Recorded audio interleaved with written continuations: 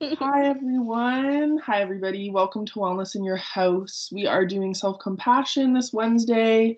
We're really excited to be here. We're really excited to have everybody. Brought to you by the Wellness Center. I'm a SWAT leader. My name's Olivia Holmes, and my pronouns are she, her. And I'm Skylar Trotta, and it's my first year with the Wellness Center. My pronouns are he, they, and it's my second year at TRU, and I'm majoring in psychology. Hello everybody. My name's Nimisha. This is my third year with Wellness Center, and I'm in my third year of university. My pronouns are she and her. I'm excited. So, we'd like to take a moment to acknowledge territory. Before I dive into the Thompson Rivers acknowledgement, I would like to locate myself. I'm actually coming in from the traditional territory of the Taquachan Council and the Kwamandun First Nation, also known as Whitehorse Yukon Territory. Really grateful to be here. I've lived here for a couple months now. I also spent 8 months here in 2017. It continues to be a beautiful and lovely place to be and learn. It's really important that we take a minute to acknowledge territory. We did this really valuable training about indigenization, and one of the main things was it is important that we don't this territorial acknowledgement doesn't become sort of this mundane practice, but something where we actually take a moment and we're grateful and we acknowledge. So Thompson Rivers University is located on the traditional and unceded Secwepemc territory. Both Kamloops and Williams Lake campuses are both situated on the traditional and unceded territory of the Secwepemc territory, and we do honor the Secwepemc, the Indigenous people who have raised families, created communities, spread love for thousands of years on the land that we learn and live on today. The Secwepemc maintain a compassionate relationship to sacred elements of life, the land, water, air, animals, plants, and all things needed to sustain life.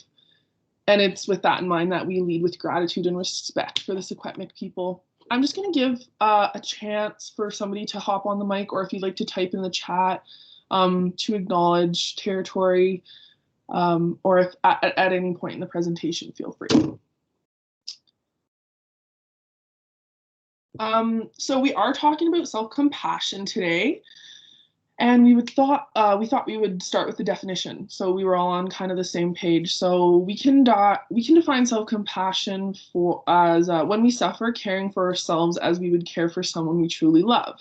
Self-compassion includes self-kindness, sense of common humanity, and mindfulness.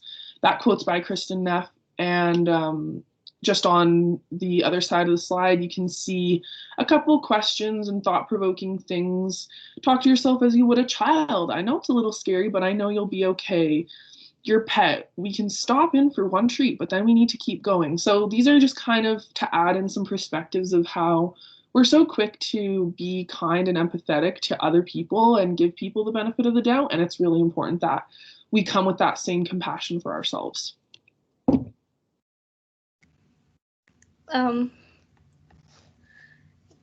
Kristen Neff, during her last year of graduate school, I'm sorry, I'm just a little overwhelmed. I'm gonna backtrack a little. So we're introducing Kristen Neff right now because she's one of the main people when it comes to self-compassion. She was kind of the pioneer who started pretty much like the whole idea of self-compassion.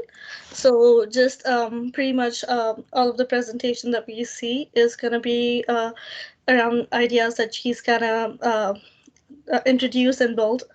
So I'm just gonna give a little introduction, kind of acknowledging her amazing work. Kristen F's last year of graduate school, she became interested in Buddhism and has been practicing meditation in the Insight meditation tradition ever since. So one of the main ideas of Buddhism, is mindfulness and self-compassion. So that is where she was introduced to self-compassion, and she started working on it. She was the first one to do research on self-compassion and kind of like build up the whole idea, make it more empirical. She created a scale to measure the concept. She wrote several articles around self-compassion, many chapters in books, and she also has a book called Self-Compassion: The Proven Power of Being Kind to Yourself. So just some of her amazing work. Awesome. Thanks, Navisha. So yeah, with that, we want to do a little bit of deeper dive into what self-compassion really is. So self-compassion is really just acknowledging how you feel. It's not necessarily fixing it or judging it, it's just acknowledging. And it's actually resonating or connecting with suffering. So making those connections and maybe validating yourself and your suffering or your hurt. And when you are hurt and when you're feeling some type of way, sad, down, maybe offering kindness and acceptance regardless of mistakes. So maybe you're upset for a reason that you could have controlled. That self-compassion doesn't really take those factors into consideration. It's more of a non-judgmental 110% full acceptance of yourself, your suffering, and then responding with kindness. So self-compassion is recognizing suffering, failure, and mistakes as a natural and inevitable part of life. So really understanding and being at peace with the fact that we're going to have hard moments. We are going to fail. We are going to fall down. And it's really not about us failing or falling down. It's just about us getting back up and giving ourselves a minute to reevaluate, recuperate, and being met with self-love and self-kindness. So self-compassion isn't negative judgment or pity. It's not ignoring feelings, moments, or tough situations, letting them pass. And it's not an unrealistic perception and expectation of yourself and or the human experience. So self-compassion acknowledges that our life will never be perfect. We will never be 100% perfect. We will not be 100% happy all of the time. But I mean, there goes the saying, no rain, no flowers, right? Sometimes we have to do the dirty work to get the reward. So self-compassion is honestly just honoring and accepting the human experience for what it is and meeting that with self-love and self-kindness.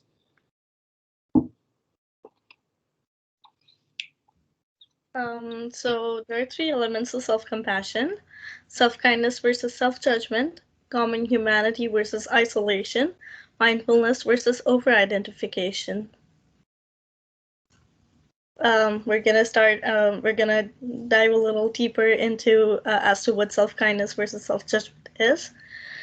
So it's just recognizing that life is tough, mistakes, failure, suffering, all of it is just part of life. It's not something that you can escape or run away from. It's all part of life and it's all inevitable. So you just acknowledge that you're gonna feel pain, you're gonna feel suffering, you're gonna make mistakes. So that way, once you acknowledge that part, you can be kind to yourself instead of being judgmental as to like, oh my god, like why do I make mistakes, or like how do I end up always making a mistake? But just like realizing, hey, like it's okay, mistakes are part of life and it's gonna happen. How do I fix this? Or I feel bad about this, but it is what it is, or this is how it is, and maybe next time it'll be better. Then second element is common humanity versus isolation. So many times when people feel like many times when people make mistakes, they make it a very like me thing. It's like, oh my god, like why am I not together, or like why am I not thriving through life, or I'm the only one who's not doing things right in life. But they often forget that suffering is, although it's part of life, that's also something that all of the humans go through. Everyone who's a human makes mistakes, and they're not the only one in this journey. People make mistake, they are part of people, and it's okay. That is another way to look at this and make yourself feel a little bit better about it, because if you are kind to yourself, that is how you can move forward. So yeah, mindfulness versus over identification. This is one of like the important and kind of like a hard one, I feel like, many times, because mindfulness, so one of the main thing is like not pushing all of your negative thoughts away, not being like, hey, like what if I like just ignore all the negative ones? That's how I can feel compassionate, or that's how I can feel good about myself. But that doesn't really how it works.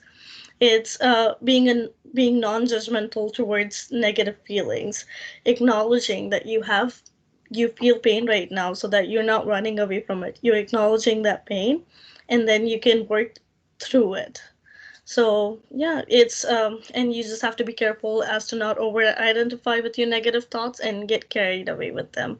So although it's recognizing, I feel anxious, or I feel pain, or I feel bad right now, but like not letting them overpower you, but or getting carried away with them, but just like identifying them so that you can work through them.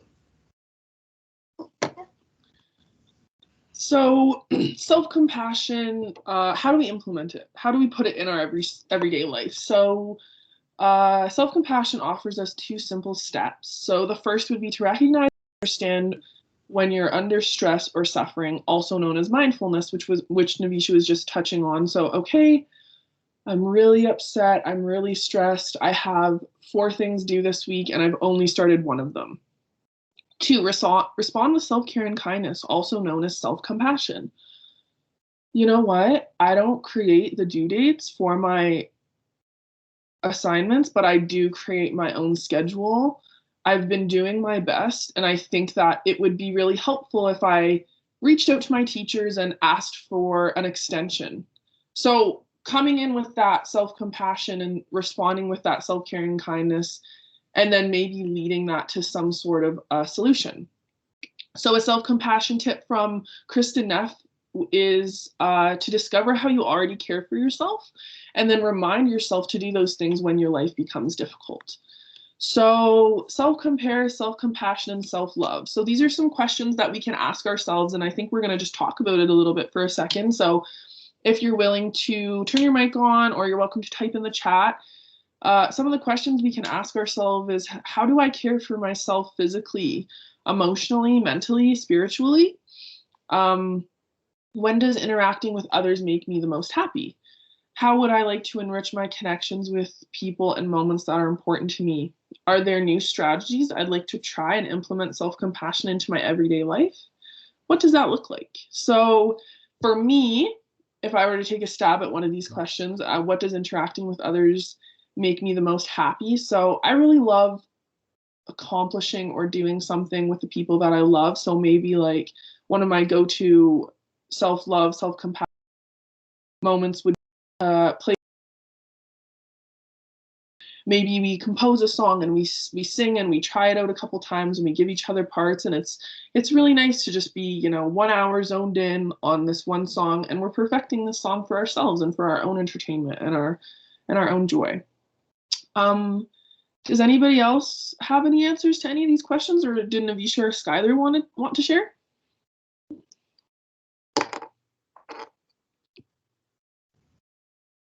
I could share.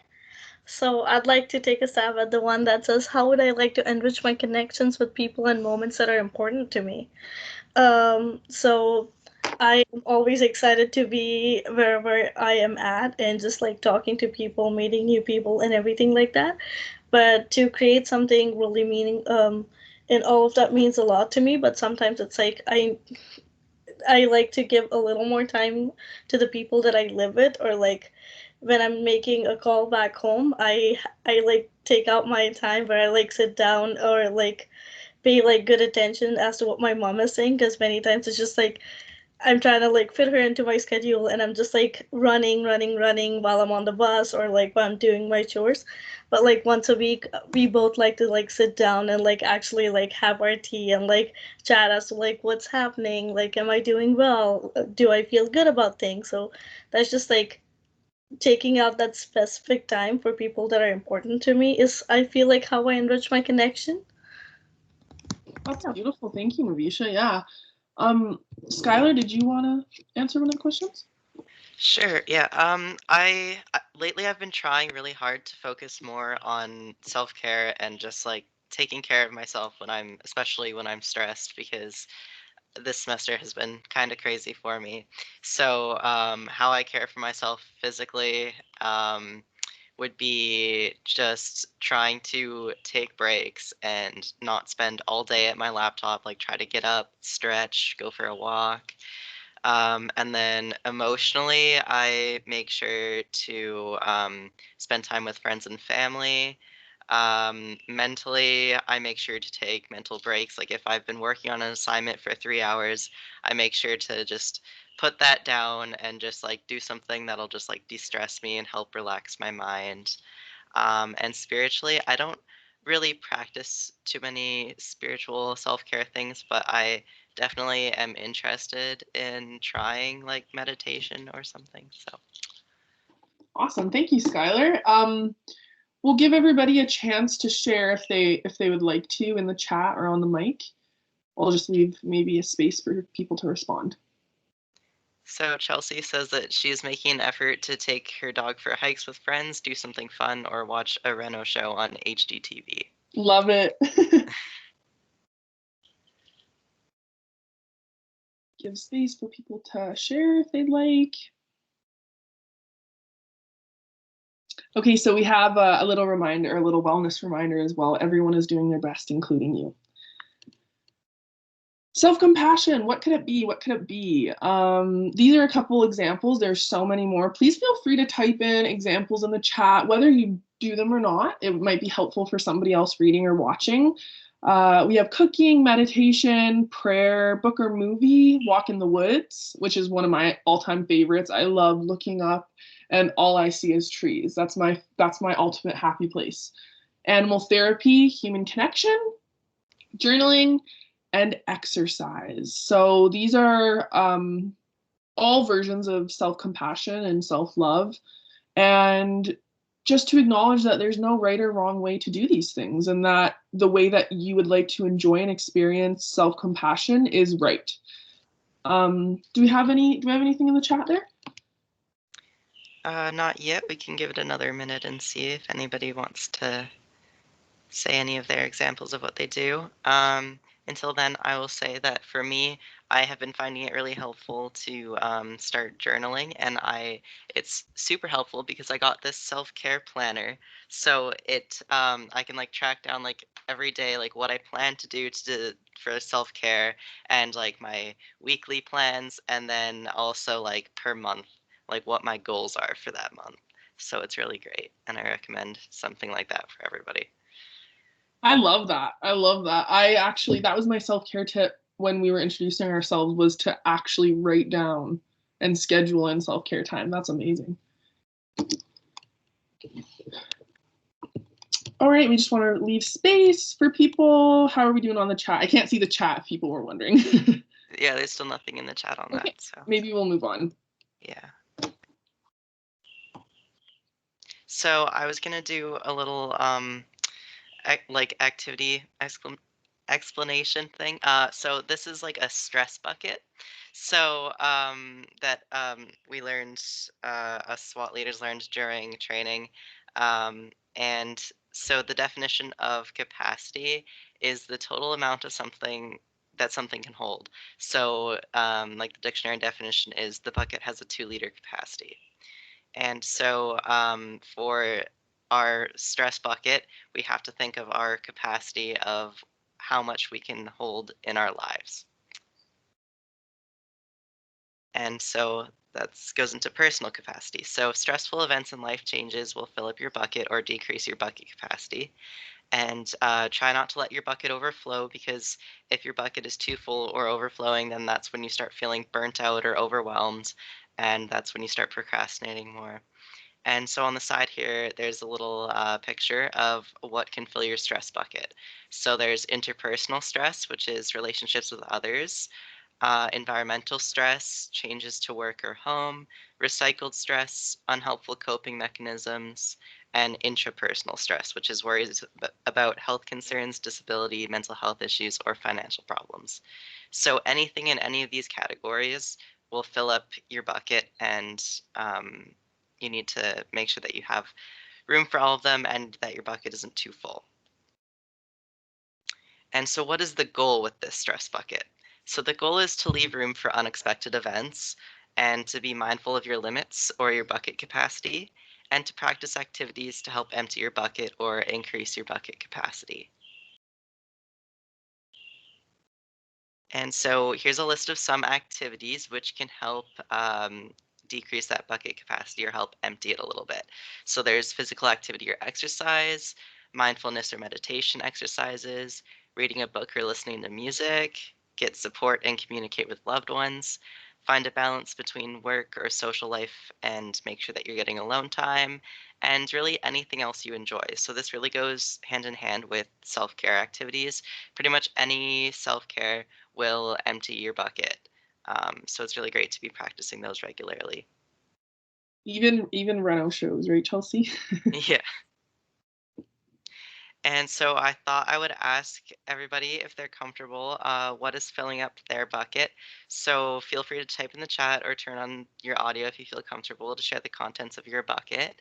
Like for example, like university or work or anything like that. So here we have the picture pulled up again of the categories to help you kind of think of what might be in your life right now, filling it up. So I'll just leave a minute for people to say that.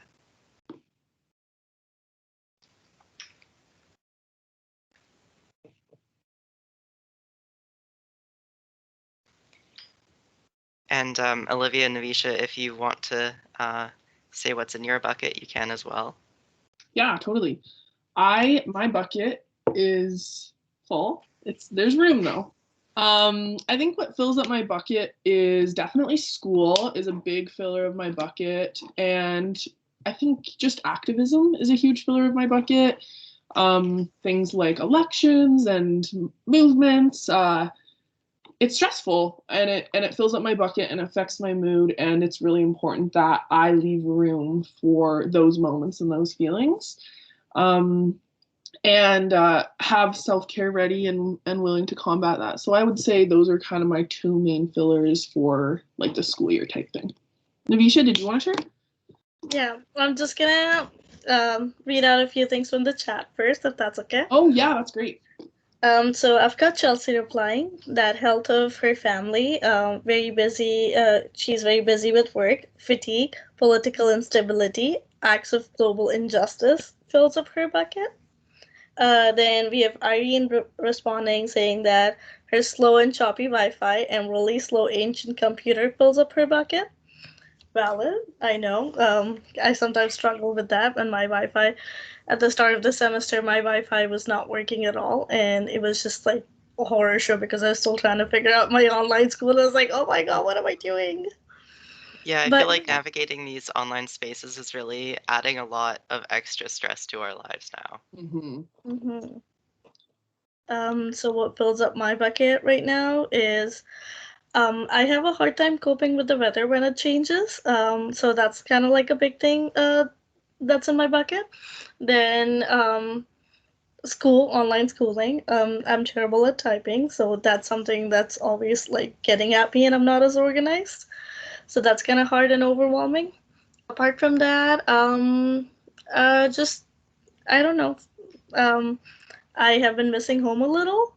That's kind of adding up to like that was one of those unexpected things that I knew like I had to leave room for, or else like it was gonna overflow my bucket. So I'm glad that I did.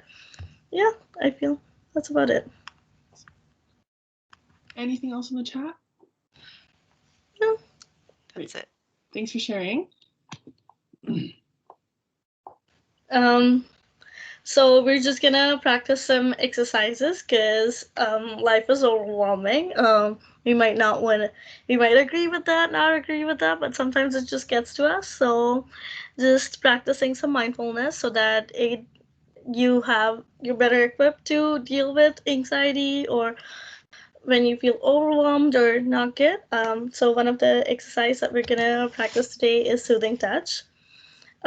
So this is just finding an area in your body. When you touch it, it brings you peace. It kind of brings you back to the moment instead of you getting carried away with your negative thoughts. As because third element of self-compassion is not over identifying with your negative feelings. So this is one of the ways that we can kind of control that. Yeah. So we're just gonna there's a few things that are listed on here. few areas that you can touch and kind of explore. And once you go through all of these, you're gonna kind of like there's gonna be a few or like one of those that are gonna like really resonate with you, or something that's gonna really sit with you, and that is gonna be your soothing touch. Um, so the first one is one hand on your cheek, so something like this. And actually, I wanted to ask you guys, would you feel more comfortable with the slide up if you guys want to read it while we're doing it? Or would it help more if we had like the screen blown up and you could see us doing it, and that would help more? Did anybody have any thoughts on this, or just leave the screen up? Either is fine? Okay, then we're just gonna leave the screen up, because I know sometimes people feel more comfortable watching someone else do it, and sometimes people feel more comfortable reading it, so just had to ask. Thank you, you guys. Okay, we're gonna restart this. I'm sorry. Yeah, so one hand on your cheek, so something like this. Cradling your face in your hand, so. This is my favorite one, Navisha. Oh, I'm glad that you like this one. Yeah. Gently stroking your arm. So this is like one of the most common ones. You see it on TV. You see sometimes yourself doing it, kind of telling yourself like, hey, it's okay, you got this. Or like, hey, it's okay, it's gonna be better. Then crossing your arms and giving yourself a gentle squeeze, kind of like a self-hug. This is my favorite one. Just like, I do this a lot. Yeah, I like that one too. Yeah. Then one hand over your heart. So just kind of feeling your heartbeat, seeing that it's, oh my god, it's getting a little fast, you slow down. Then cupping your hand over your fist, kind of like this fist, and then your hand going over it. It's just compassion with strength. So just recognizing that something is hard, but you cannot run away from it. So this was like one of the most powerful things that I've heard, because I thought self-compassion is like telling myself, oh my god, it's hard, and it's like so hard like to do this activity, and then you run away from it. But realizing that you recognize that it's hard, you give yourself some space, and then you do it anyways. So yeah, so that's compassion with strength. Then gently stroking your chest back and forth in small circles, just like this. So, yeah. And then 2 hands over your heart, just both of your hands over your heart.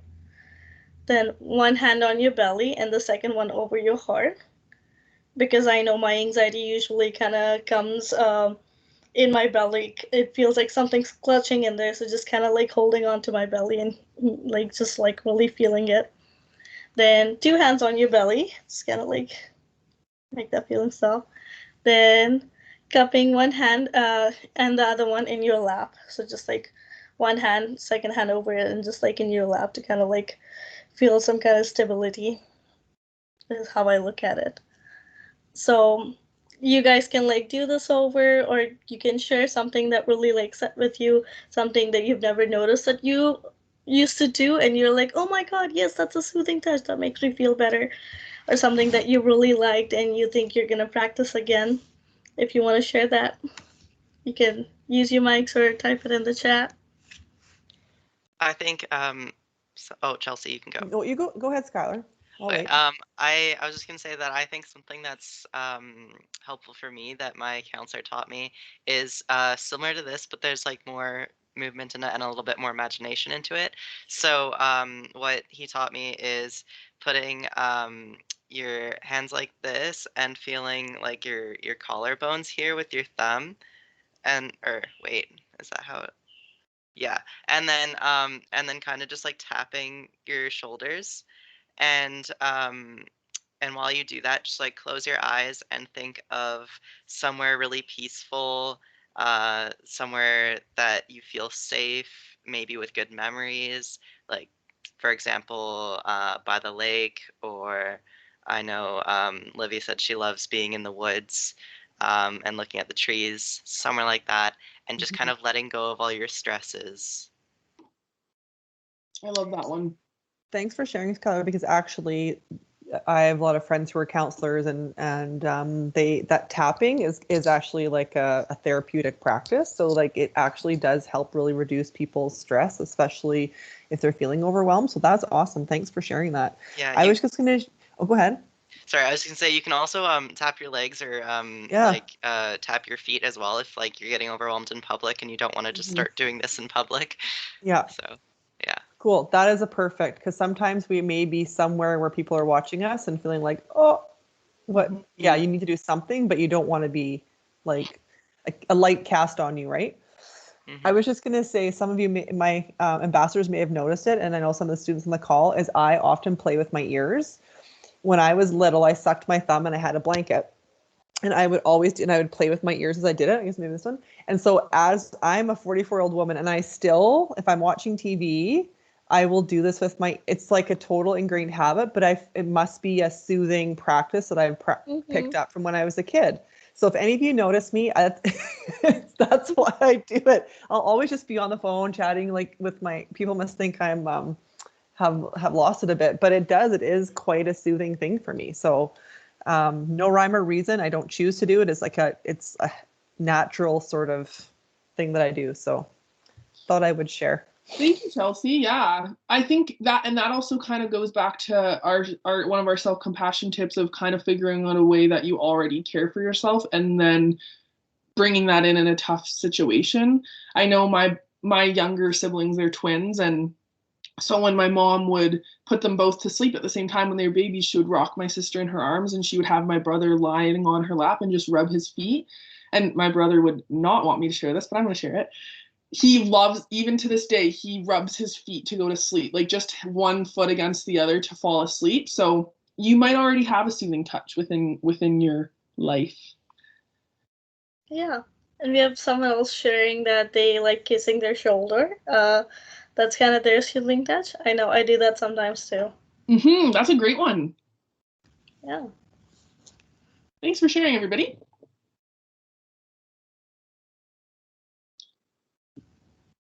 Oh, yeah, I'm sorry. I just got like really lost. I was Okay. thinking about like my soothing touch, and it was like my happy place, and I was like, oh right, coming back. Yeah, so this is a self-compassion break, so just another activity that I wanted to do with you guys. Kind of this is more kind of when you're feeling a little more overwhelmed, and it's kind of like to the point where you're like, now you need to like sit down and calm yourself down. I feel like this is one of those activities that kind of really helps. So this is when you feel discomfort in your body, and so you just need to sit down and get in touch with that. If everybody would like to practice this with me, just like going to a place, maybe something not too harsh, because um, we don't have like, we're not in person, but if you feel like you go to a place that you're feeling very uncomfortable and you need to chat with someone, you can always just connect with me, Skylar, Olivia, or Chelsea. So just like going to a place that makes you feel a little discomfort about thinking about that assignment that's due tonight, or like in next few days, and you know that it's making you feel overwhelmed or something. uh, Other than that, just something at home, your roommates, or anything that gives you a little discomfort. And then after you're done thinking about that thing, you tell yourself, I, this is, ouch, this hurts, or this is a moment of suffering, or hey, this like makes me feel very uncomfortable. That is just like being mindful that I am not feeling okay right now, or I'm not feeling as good as I should be feeling about myself right now, or I just have this feeling which is not good. And the second thing that you tell yourself is suffering is part of life. That is common humanity. So this is the time that you have realized that mindful that something is not sitting right with you. This is the time when you could practice your soothing touch. You could give yourself a hug and be like, hey, like it's okay, suffering is part of life and it's okay. And then you ask yourself, you give yourself the permission to just ask, like, may I be kind to myself?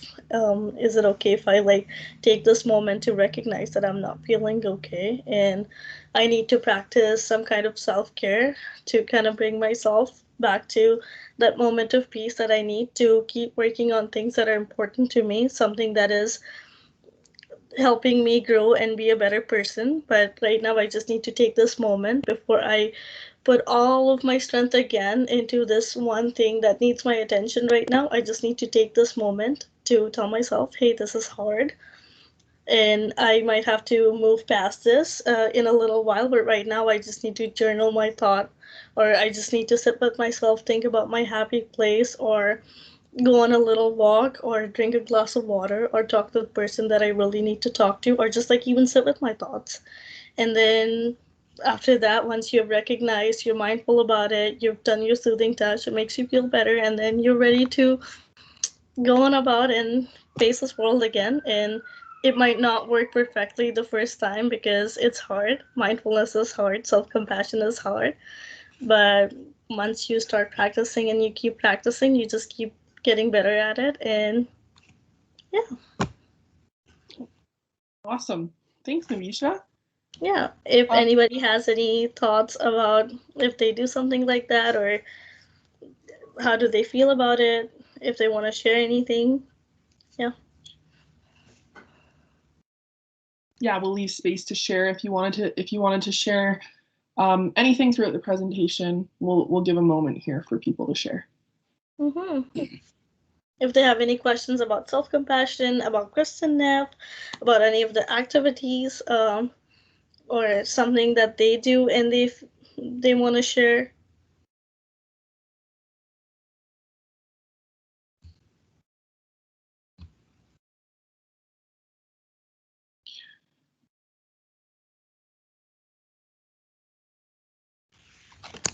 And it's not necessary. It might not always come in the moment. Right now, if it feels like we're putting you in the spot, you can always uh, reach out to us on Teams or on Instagram or on Facebook.